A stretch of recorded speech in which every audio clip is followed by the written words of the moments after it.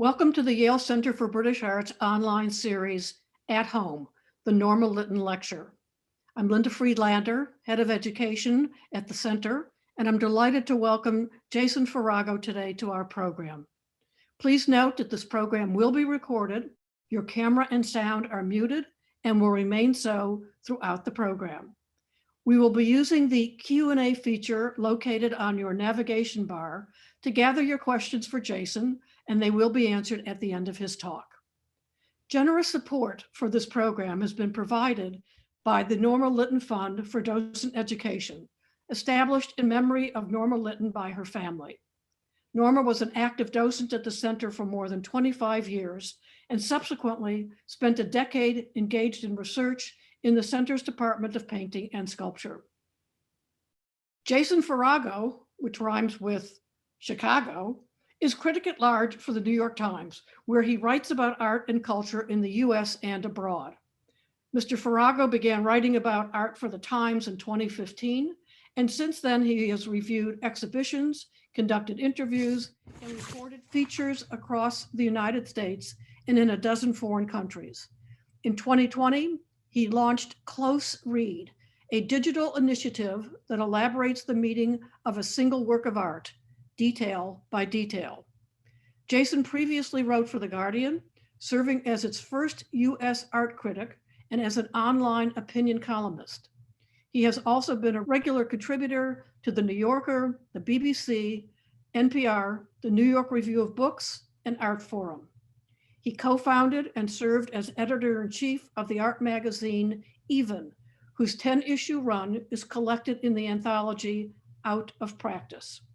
In 2017, he was awarded the inaugural Rapkin Prize for Art Criticism. Jason holds a bachelor's degree from Yale University and a master's degree from the Courtauld Institute of Art in London, both in art history. So again, a global criticism for a global art world. Jason Farago. Thank you very, very much, Linda. And thank you to so many of you for being with us, at least at a distance. It's a pleasure to be back at the center, except the center seems to be in my living room right now. But I'm deeply honored to have had this invitation, not least because I owe the center quite a bit in terms of my own academic and indeed professional formation. It is indeed thanks to Linda Friedlander that I might be where I am now. As I was preparing this talk, I came across this very early photograph of the first college, I believe, of Yale Center for British Arts student guides. And youth is wasted on the young, but I'm the one who is second from right. And I had not gone to Yale in order to study British art. I didn't even go to Yale to study art history.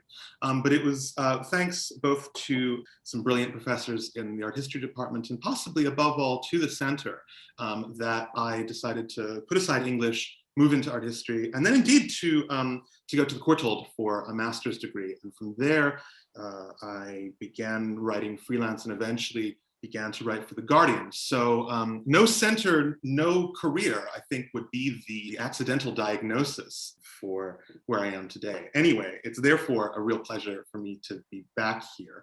And what I wanted to talk about today, as the title suggests, is the sort of big question of how to be an art critic in the 21st century, when everything seems bigger, when everything seems more connected, and when various institutions that were set up before no longer seem to be working in the way that they did or no longer seem to be fit for purpose.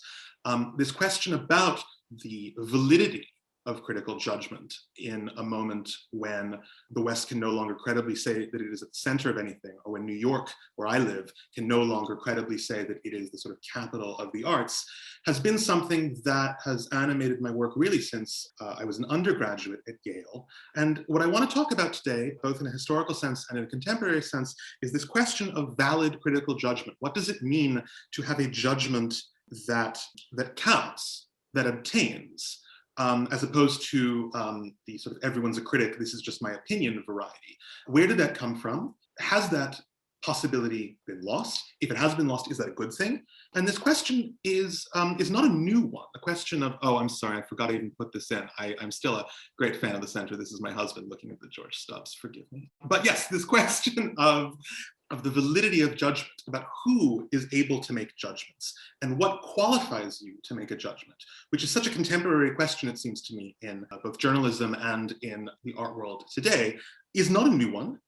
It's one whose parameters have shifted over time. And I'm just going to, before I get into my own work at the Times and some more general principles about criticism today, I do want to do a quick sort of tour d'horizon of the history of criticism, at least in the West. I focus on the West simply because I write in English. There are certainly Chinese stories and Islamic stories and many others that could be brought to bear here. But certainly within the West, this idea of critical judgment, or not even saying whether something is good or bad, but whether something is better or worse, and having that statement have the kind of force of truth is born, at least in the sort of literary sphere, with Pliny the Elder, recounting this sort of classic myth you may remember from your Deleuze mythology of Zeuxis and Parrhasius in the 5th century BC. And what you're looking at is a painting competition. It is, it's sort of the Turner Prize of its day.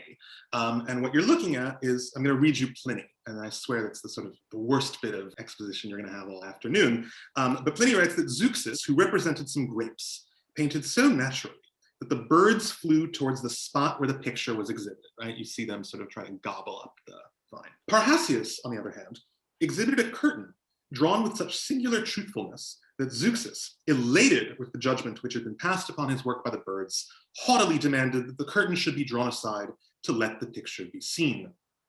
Upon finding his mistake, with a great degree of ingenuous candor, he admitted that he had been surpassed, for whereas he himself had only deceived the birds, Parrhasius had deceived him, an artist. And so Parrhasius wins the competition, right? And but what's important in the story, of course, is who is qualified to make the statement that painting A is better than painting B. In this case, the judges are the artists themselves, and the criterion of judgment is verisimilitude, is lifelikeness. In classical Greece and Rome, there were philosophers of art. There were historians of art. There weren't really critics. Even in the theater, right? I mean, there were theater competitions, though the jury was actually composed of sort of, everyday citizens. In fact, you had to apply to be a juror in the theatrical realm. But the idea of someone from outside of a discipline having the authority or having the legitimacy to make statements about it, make statements about its quality, is one that takes a very long time to get going. It certainly hasn't begun in the Renaissance, when Giorgio Vasari writes the sort of what we increasingly are skeptical of calling the sort of first work of art history, the lives of the artists. Vasari, of course, is a painter, and certainly his own judgments about quality, in which people from Florence always seem to beat people from Venice, what a surprise that this Florentine painter would say so, are again justified and legitimated through his own knowledge as a painter. I think it's very difficult to remember, especially for artists who have only known a kind of modern bourgeois understanding of autonomy and freedom, that for a very long time in Western art history, art, painting and sculpture in particular, were regulated disciplines. There was a royal prerogative to determine the boundaries and the acceptable nature of painting, of sculpture. What you're looking at here is the sort of first of these academies, the Académie Royale in Paris.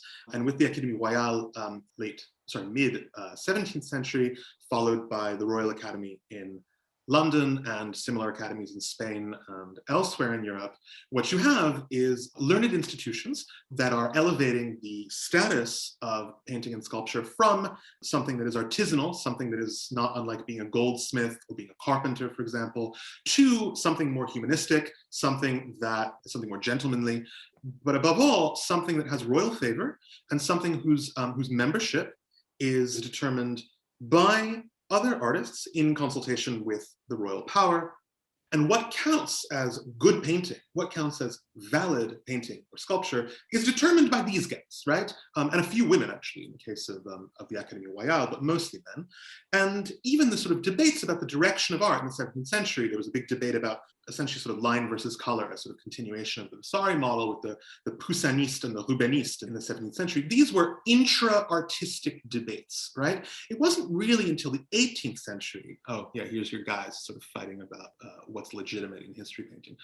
Only in the 18th century, at least in the West, do you begin to get the idea of independent citizens, of people outside the discipline of painting or the discipline of sculpture, who have the temerity to say, either in their own name or indeed in the name of the nation, that they know what they're talking about when they speak about art. In England, it gets underway with Jonathan Richardson in the early 18th century. This is 1719, who publishes a number of works about how to make judgments and how to be discerning about works of art. It's a quite long and extraordinarily boring book, and you should never read it. I subjected myself to passages of this once on the Internet Archive. Thank God I sort of flipped through the digital version of it. But it lays out principles, sort of objective principles. You can actually score out of 20. 20 is the best, the sublime. But still, here we're sort of still in the realm of art history, of making judgments about things from the past, and as the title says, about sort of connoisseurship. Criticism, as we understand it, of course, is much more about new things. It's about things that haven't had a judgment rendered about them yet.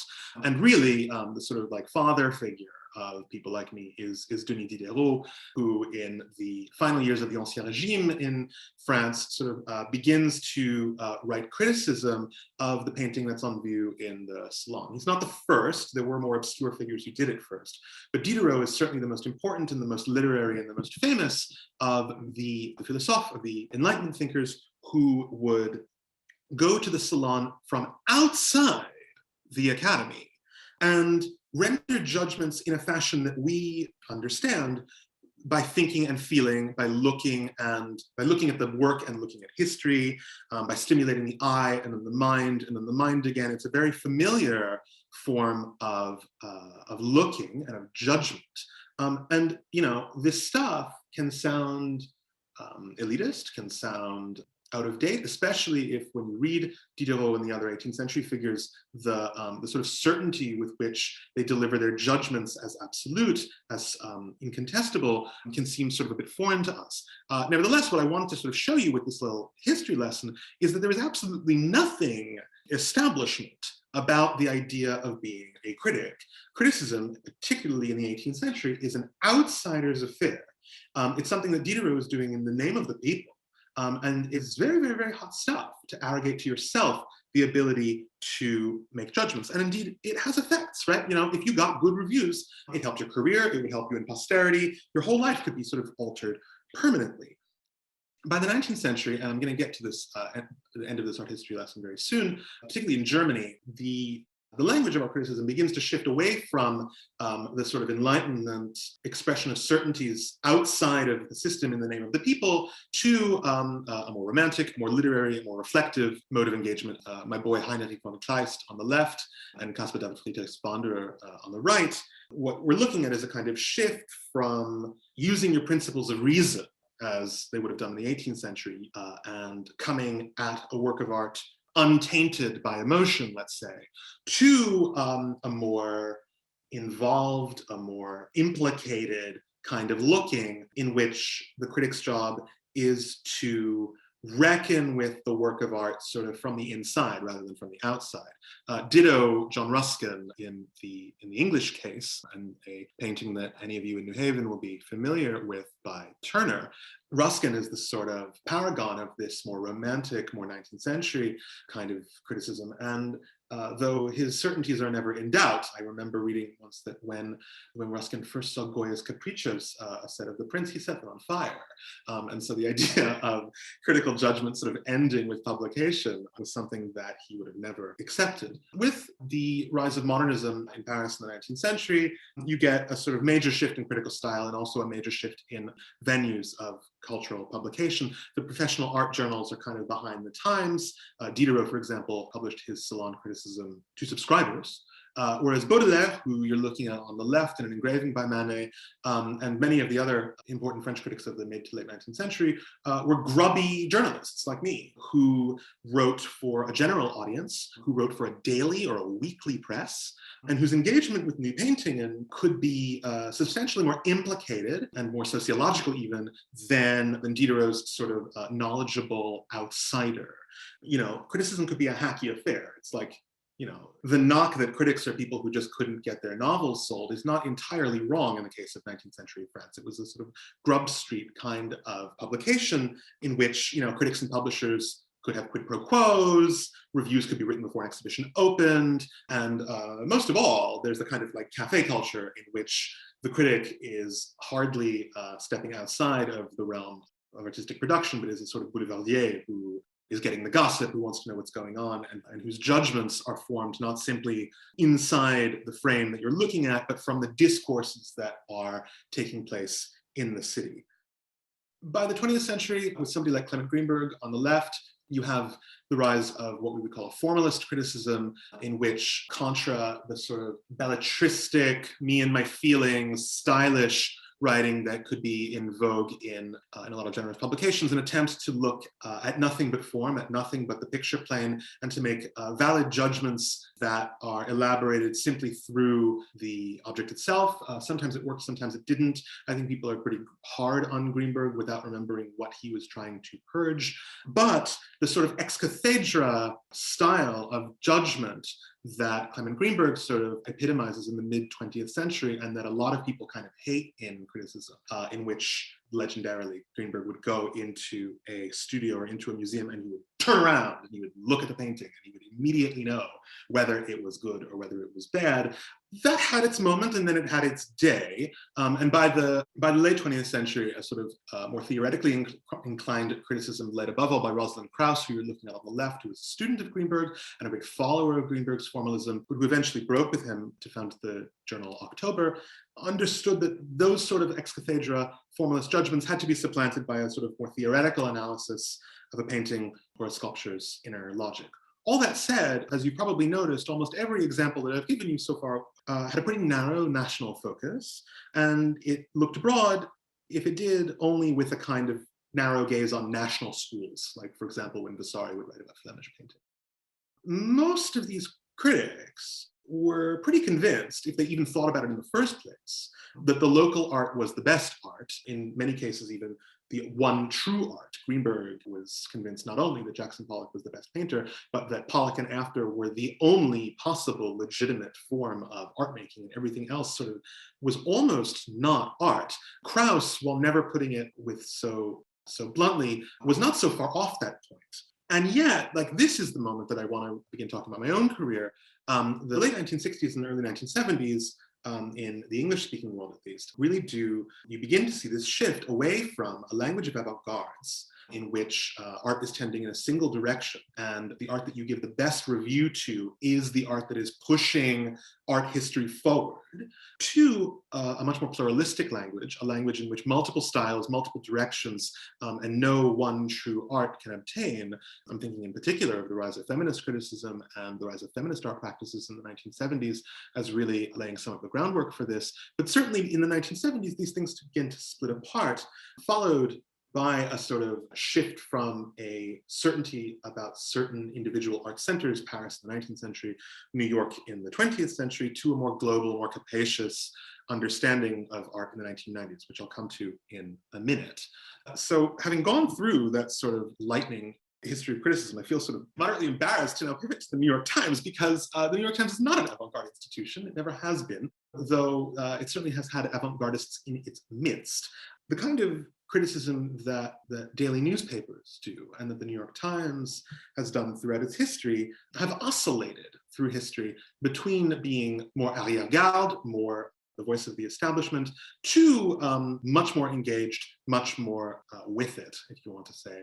And that's sort of gone back and forth. The Times has had an art critic since, I believe, 1908.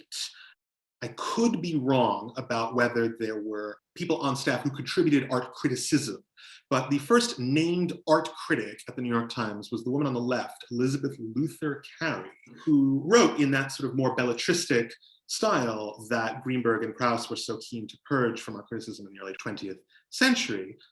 I've read her stuff. It's very stylish, and it's very pleasant to read. Oh, and on the right, forgive me, is this wonderful clipping about an artist who got a critic arrested because they didn't like the review. So, there used to be higher stakes for these things. But with Carey and then on into the middle of the 20th century, the New York Times was a publication that upheld certain standards that were familiar on the Upper East Side. And famously, my predecessors like Edward Alden Jewell and John Kennedy were pretty indifferent to post-war modern painting, to Pollock and Co. But sort of since the 1960s, 1970s, things began to open up. And I found this as I was going through the archives.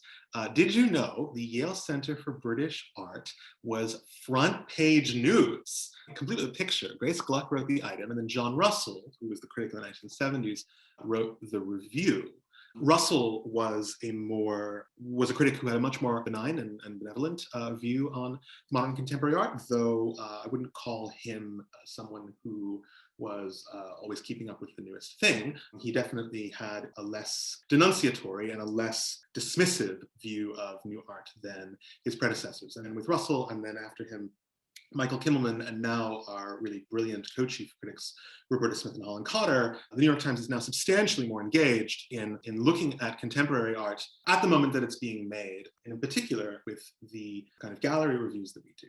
In my own case, I have this funny new title called Critic at Large, which means that I kind of get to do what I want, but my beat sort of extends past writing about individual exhibitions or writing about individual works of art to encompass these sort of larger questions about the place of art in society, the place of art within other cultural disciplines.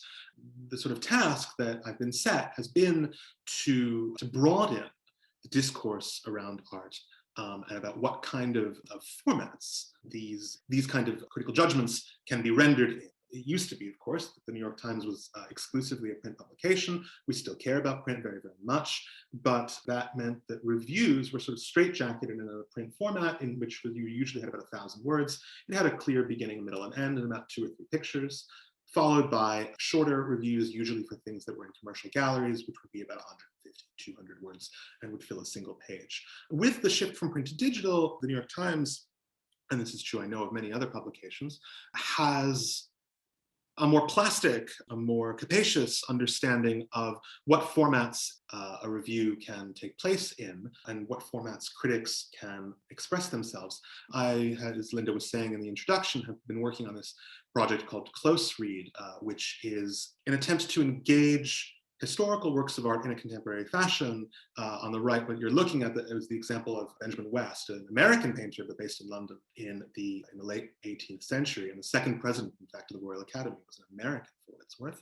And the essay, the lecture, the writing that I do on it, each sentence of that work is then associated with a particular region on the picture, and the reader, by scrolling on their phone or indeed on the desktop, can follow along that way. And it's been a really worthwhile project. What I want to talk about now is the kind of challenges that we as critics face and what new conditions beyond the sort of simple media conditions that I was just speaking about have done to the project of criticism and to the legitimacy of criticism. We're talking about a moment in which the venues for criticism, particularly in print, have diminished substantially. When I was growing up, I used to read The Village Voice, which is no more.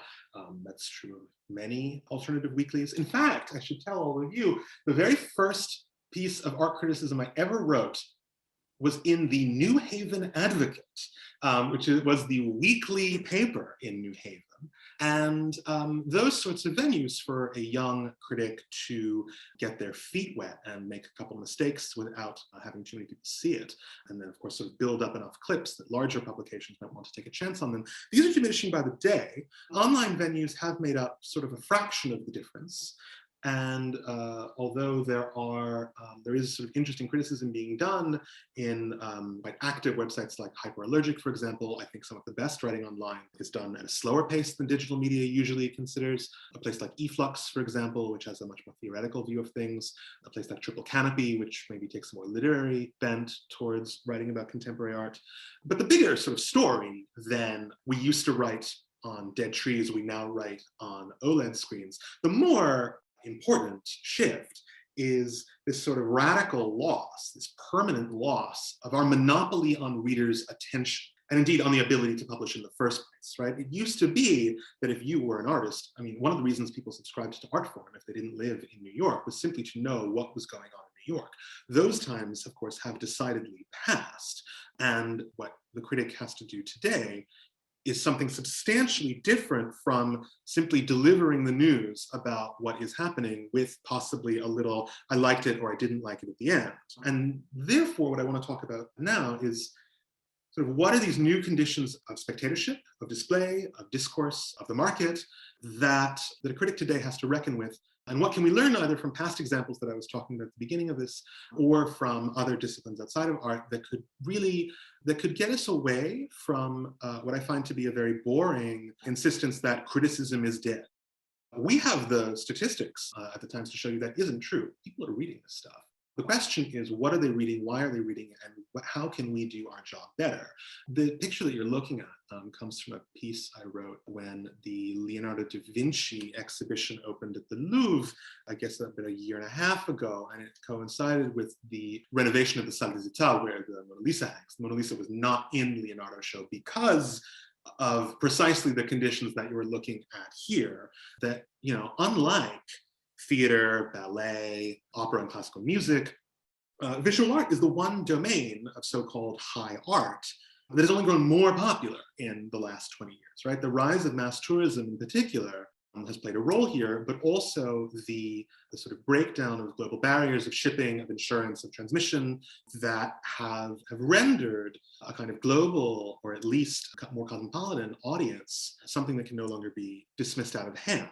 I think thinking about the dissolution of certain elitist understandings of who is an art spectator and who is able to think about art, to talk about art, to render judgments about art, certainly dovetails with this other question about who sees art, who values art, and what particular kinds of art do they gravitate towards. And a related question here, of course, is the rise of spectacle in contemporary art, public activities of public participation. It was called relational aesthetics in the 1990s. And at times, sort of certain light amusements. The Tate in London, the Tate Modern, has certainly led the charge here. You're looking at two of the installations that were commissioned for the massive turbine hall. On the left, Olafur Eliasson, and on the right, Karsten Hüller. Karsten Hüller's project was slides, like the kind of fun slides you had as a child. And I did this. You get to go down the slide and scream wahaha as you descend from the painting galleries down to the floor, and could be justified with all sorts of phenomenological palaver about sort of changing the relationship between up and down and acceleration and deceleration, but which was basically just an opportunity to be on a slide in a museum. This can be great. I mean, the introduction of performance into museums has been one of the more important phenomena of the last 20 years. And my own work as a critic increasingly has to engage with the fact that displays of art are constantly shifting, that the same painting isn't always on the same wall, and that the conditions of spectatorship might be disturbed or augmented by a contemporary art performance, for example. It can also be shallow in the case of things like the Rain Room, which you might have known, which was shown at MoMA and LACMA and was basically a sort of selfie station in which you could take your picture in an artificial rainstorm.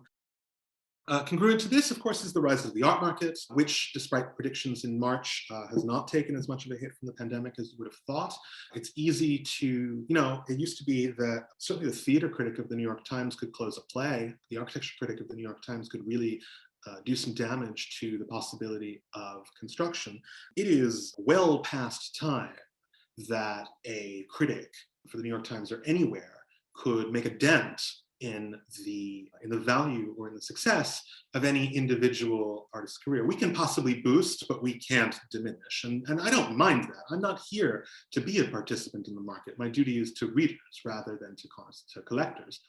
But the idea that any individual judgment is going to dislodge the valuation by a global collecting class is pretty impossible at this point. Congruent to this, of course, is the sort of concomitant rise of luxury sponsorship, my girl Rihanna at the Met Gala here, and the absorption of large parts of the contemporary art world into, and indeed the museum world, into the luxury industry, which has given us a much larger audience than we used to have and shouldn't be dismissed out of hand, but that has made certain kinds of avant-gardism, certain kinds of speaking outside the system feel a little bit ridiculous.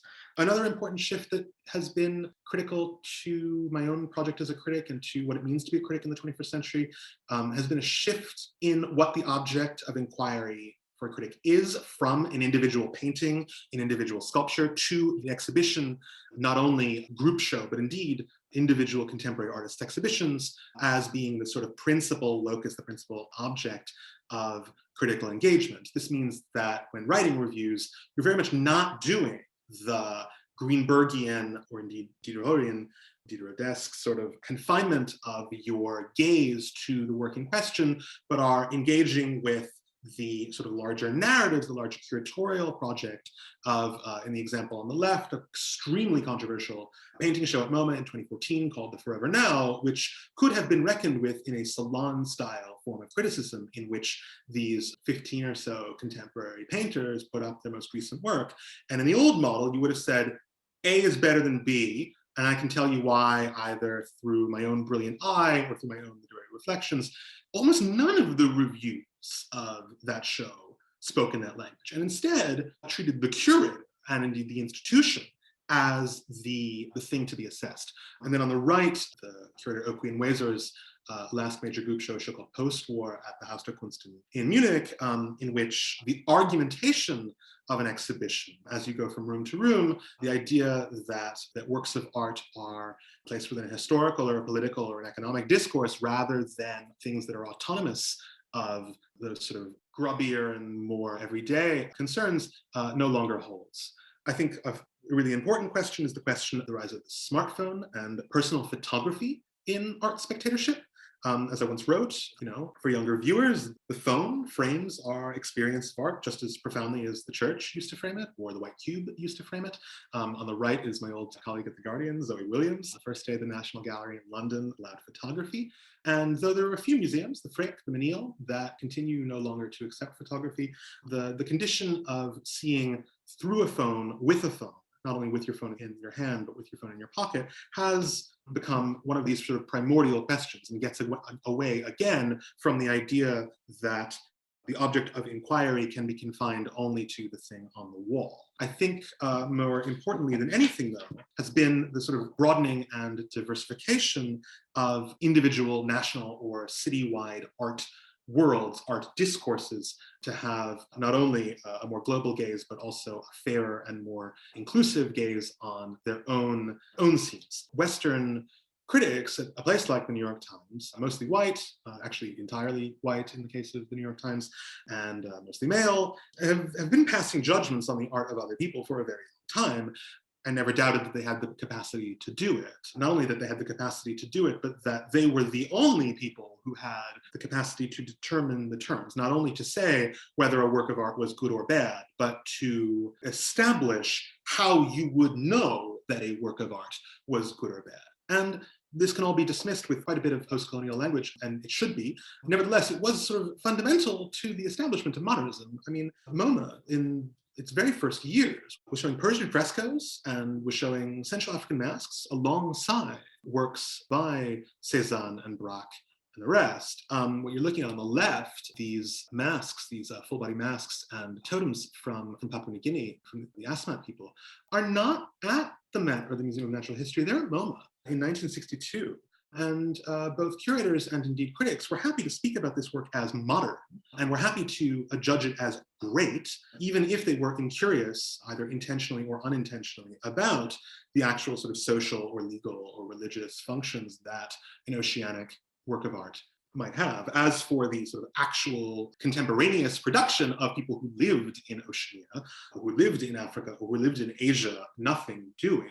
It wasn't even, not only was it worth thinking about, I don't even think that most of these critics at the time were even aware that such a thing existed. When I've gone back and read criticism from the 1960s and 1970s, I'm like really stunned even by the incuriosity about Europe or Los Angeles, let alone Tehran or Lagos or Port Moresby. And the center was New York. Everything else was a pale imitation. And by the 1990s, the moment when I begin to paying attention to art, this fiction becomes completely untenable. What you're looking at on the right, by the way, is the Malian photographer Malik Sidibe, who worked his entire life in Bamako and only came to the sort of notice of French and American curators much later in life. I want to just point out that, actually it was British and Commonwealth artists and curators and critics and theorists who really did, at least in the English-speaking world, lead the way here. In London, a place like Innova, which was founded by Stuart Hall and others, was this really important institution in the 1990s that was establishing links between Black British artists and also British artists of Asian descent with artists and practitioners abroad, both in the Commonwealth, but in the United States and in Western European museums and in institutions, and in exhibitions like what you're looking at on the right, Documenta 11, which was in 2002, curated by the Nigerian curator Okwe Nwezor, and you're looking at the work of Yinka Shonibare here in the front, an absolutely essential and for me entirely formative moment in which people from outside the dominant representation, either foreigners or racial minorities inside Europe or inside the United States, began to finally teach the establishment how provincial they really were. It was Okwe Nwezor, above all people, who made me want to be a critic, or at least someone who thinks about art. And all the time, I think about Okwe, who was a Nigerian who came to New York in the late 1980s, how Okwe designated New York as a provincial place, not because Lagos was not also in its way provincial, but because there was no reason to assume that just because you were richer, you therefore had a greater command or a greater authority. And once you accepted that, there was no reason why a Nigerian curator or why a Korean critic or why a Brazilian philosopher should not be just as prominent as someone like me. I think provincializing the West, rather than sort of dismissing it wholesale, has certainly been one of the sort of principal engagements of me and a lot of critics of my generation. And that's true not only for looking at contemporary art, but looking at historical displays. I mean, the kind of place on the left, which is the sort of incredibly evil Museum of the Congo in Brussels, has also profited from the kind of provincializing and the kind of globalizing languages that philosophers like Stuart Hall and curators like Okwe Nwezor began to introduce in the 1980s and 1990s. And on the right, an exhibition by the German curator Holger Bürgel called Noble Worlds was, I think, a really important example, this was in Hamburg, of how historical displays, which are looking at our ivories from the Congo, but also ivory instruments from, I believe it's Italy, a Greek pot in the background, can be understood in global terms as not only sort of static objects of beauty, but mobile objects of trade, of exchange, of colonization, of hybridization, whose meaning and whose value changes as it circulates. That, for me, has been sort of the most valuable lesson, and also one of the most difficult to put into practice, that's come out of the sort of global turn that began in the 1980s and 1990s. To finish, I just want to point out that it's easy to talk about being global. It's harder to know whether it matters in the first place, or whether what we call global just turns out to be another form of Eurocentricity or another form of self-regard. As I was researching this talk, I came across this article by Jewell in the early 1940s. It turns out that people were designated an entire movement called globalism. You've never heard of any of these artists. I never have. They don't even have Google results, right? But the idea that the world is accelerating, that media is going a little bit too fast, that the once contemplative or closed sphere of aesthetic contemplation now has to admit all sorts of new forces from outside is not a new one. And today also faces these sort of crosswinds from the digital sphere, a kind of digital homogeneity that does make the kind of globalism that people like Hall and people like Nwezor were talking about in the 1980s and 1990s feel not necessarily out of date, but in need of expansion. The sculpture on the right by the Chinese sculptor Guan Xiao, an artist who I really like a lot, is, as much as I love it, not so dissimilar from the kind of stuff that I see all the time in New York, or that I see when I go to Art Basel, or when I see when I go to London, or when I see when I go to Berlin. And what does it mean that when I'm looking at art by people from Beijing, or from Cape Town, from Sao Paulo, I don't feel clueless. I don't feel out of space. It means that, although I've got to learn a lot more history, although I've got to learn a lot more politics and economics, the aesthetic terms of contemplation are not so difficult to get a handle on. And I think it behooves us to ask, sort of, is what we call global art, what we call global discourse, actually as global as we think of it is? Is it, in fact, a little more provincial than we sometimes accept? And sort of beyond the sort of self-defined realm of contemporary art, are there not sort of many other shores beyond that, countless other shores on which to debark? I'll stop there. I can go into a lot more depth and questions, but thank you so much, all of you, for being here. I've really enjoyed it. And I'll stop sharing my screen. Thank you, Jason. In the time we have left, I'm going to try to maybe bind together multiple questions that are alluding to a similar ask so that we can at least feel that we've involved more people. There have been a lot of questions about validity of reviewing only online content due to the lockdown. How do you respond to that? Sure. Well, in March, all the critics of the Times had a meeting not unlike the Zoom I'm on right now, to determine whether we could review things that we had not seen.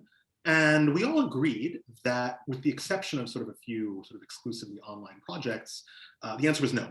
It is invalid to have a partial view of anything before you make a review. And a digital reproduction is a partial view. That doesn't mean, however, that critical writing or critical engagement could not be done. And what we did was we tried to find different ways of speaking about art that spanned books to Instagram, that spanned more reflective essays like the one I wrote about Van Dyck that I showed you in the slideshow in March, to interviews, roundtables, many other different kinds of engagement. But to the broader question of sort of, does the critic have to be in the gallery looking with their eyes as opposed to looking on the screen? My answer to that is yes, but, or yes, and perhaps. Looking is primordial, and nevertheless, works of contemporary art and most contemporary artists are fully aware, and I think what I've tried to do as a critic is forge a language for this, that works of art don't stay put on walls. They circulate along digital networks and they mutate as they migrate, as they circulate. And that a work of art, rather than being, everything from the Mona Lisa to contemporary art, is a plural affair, right? It's a thing that has many lives and many meanings as it's encountered in different places. I once wrote a review of an exhibition by Charlene Van Heil at the Hirshhorn during the financial lockdown, right, when the National Galleries were closed. I don't think it's invalid. I think what you have to do is you have to disclose at the top of the review, I didn't see this, and make the fact that you didn't see it integral to your inquiry. Because, of course, many people don't see the exhibitions that we're seeing. And so speaking about that kind of spectatorship, I think, is valid. It just has to be done explicitly. There were some questions about other reviewers that you did not mention. Obviously, you couldn't talk about all of them, but two were Robert Hughes. Oh. And the other was Dr. Margaret Iverson from London.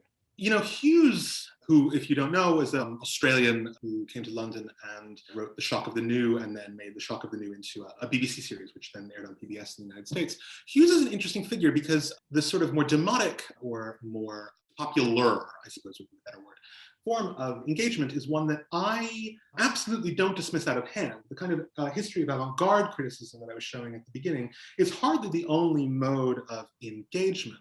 What I admire in Hughes, though also what I'm skeptical of in Hughes, is the sort of open and shut case that a medium like television might impose on. And I think there's actually quite a lot to learn from Hughes. I have to admit, Iverson, though I've read a little, is not someone that I can speak to with great authority, but just in a more general sense, in Britain, partially because of the broader offering of the press, art critics are scrappier, like many other things in British journalism. I'm thinking of somebody like Brian Sewell, who used to write for the Evening Standard, and who thought nothing of dismissing entire movements or indeed entire genders as being absolutely incompetent or worthless, to somebody like my old colleague Adrian Searle at The Guardian, who, though he writes in a more pugnacious British style than we at the Times, the New York Times, might necessarily deliver, has a much deeper and more benevolent gaze on contemporary art. But yeah, the sort of British or Australian, in Hughes's case, ease across multiple mediums, including everything from sort of popular books to television, all the way to the Academy, is one that the somewhat more uptight American press doesn't really afford. With that said, I write for the New York Times. I don't write for Artforum, and my duty is not to the art world. My duty is to readers. There was a question about your opinion on photography in galleries, in museums, and how you feel about it. It'd be pretty snobbish to say if you don't leave your phone at home, you're not having a valid aesthetic experience. We know from history that the museum, particularly in England in the 19th century, a place like the South Kensington Museum, now the Victoria and Albert Museum, were places of socialization, of teaching the rabble how to behave correctly in view of great beauty. I don't believe in doing that. I don't believe that there are right or wrong ways to look at art. I do believe there are profounder and less profound ways to look at art. I think what I would say is there's nothing wrong with taking pictures in a museum. I do it frequently, though I will say, if I write in my notebook that something is red and then I look on my phone and it looks a little pink, it's red, right? Like these are not faithful reproductions. And if that's true of painting, it's doubly true of sculpture, of installation, to say nothing of things like performance. What I would say is rather than worry too much about the photograph itself, I worry about the photographic eye, the camera phone eye, as a kind of limit on what sort of art is being made and what sort of art is being praised. I think we've all seen in the last sort of 5 years, maybe even before that, the rise of sculpture in particular that looks extremely good in installation shots, and now of painting that looks extremely good on Instagram. Though that is an honest appraisal of the sort of media conditions under which art is encountered, which is not so different from how Picasso would be thinking about making art, it nevertheless does seem to me to be a thinner or less interesting form of engagement. And what I'm really interested in are the artists who take that sort of condition that everybody's got a camera, everybody's got a phone, as one more problem to be solved. A painter like Jacqueline Humphreys or Laura Owens, who makes works that sort of don't register correctly on the screen, or performances that somebody like Kara Walker, who made a film about people taking photographs that she found distasteful about her massive sculpture made of sugar in Brooklyn many years ago. This, I think, is the sort of better way forward, both for artists and for critics. We have time just for one more question. How do you feel about museums today getting a pass on selling artwork to raise money? Ooh, all right, save the hardest for last. Yeah. As some of you will know, in just a very brief introduction, museums, certainly in the United States, deaccession, that is to say, eliminate things from their collection all the time, but always on the principle that you remove things from your collection in order to remove redundancies or to buy things of better quality or greater importance for your collection. You only get rid of art in order to get more art, or so it was until March, when the regulatory body of American museums exceptionally said that because of the pandemic, museums could sell for other reasons, basically to shore up their bottom lines. I am not an absolute purist on deaccessioning. I think that in the case in particular of things that have been in storage for a very long time and have neither relevance to the mission of a museum nor a prominent place in the collection, I do think that there is an argument to be made that other functions of the museum, from paying the guards better to education and digital outreach, for example, could possibly, in very, very narrow cases, be defined. But that has to be done with a very deliberate understanding that the price tag of the thing that is being deaccessioned has to be utterly irrelevant. And that if you go through your collection, not just in the bowels of the storage, but indeed right on your walls, and you are literally looking at these things as assets, as dollar signs, then you have committed really the cardinal sin of, the word curator means caring for something. The museums are charities with a charge to keep these things in the public trust in perpetuity. That's why they have tax breaks. So I guess my answer would be, in very narrow cases, I do think deaccessioning for purposes beyond acquisition of art can be justified. I think that hasn't been what's happened in a number of cases, particularly in Baltimore, though I am going to refrain from calling out anyone further now. Well, sorry that our time is up, and I apologize to those viewers and listeners who submitted questions. There are many, many, many more, and I thank you for your participatory nature and the interest that Jason's presentation today has spurred in all of us. So thank you, Jason, very much. And I would just like to remind our audience that the next online conversation is Friday, February 19th, 12 p.m. Eastern Standard Time. The artist Ingrid Pollock will be in conversation with Hazel Carby, who is the Charles C. and Dorothea S. Dilley Professor Emeritus of African American Studies and American Studies at Yale University. So Jason, again, thank you very much. Wish you all the best of luck. And thanks all of you for being here. It was a real pleasure. Thank you.